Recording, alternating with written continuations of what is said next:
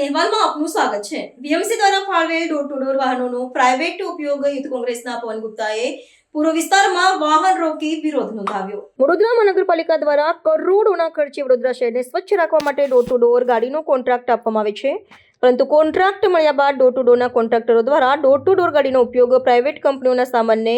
હેરાફેરી કરવા માટે લેવામાં આવતો હોય છે, જેનાથી વડોદરા શહેરની સ્વચ્છતાને શહેરના લોકોના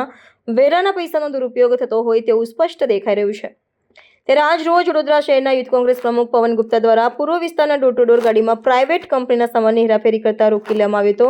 અને પાલિકાને તાત્કાલિક ધોરણે આવા કોન્ટ્રાક્ટરો ઉપર ગંભીર પગલાં લેવા માટે રજૂઆત કરી હતી। વડોદરા મહાનગરપાલિકા દ્વારા વડોદરા શહેરના જુદા જુદા વિસ્તારોમાં જુદા જુદા ઝોનમાં ડોર ટુ ડોરની ગાડીનો કોન્ટ્રાક્ટ આપવામાં આવે છે અને ડોર ટુ ડોરની ગાડીનું કામ વડોદરા શહેરને સ્વચ્છ રાખવાનું છે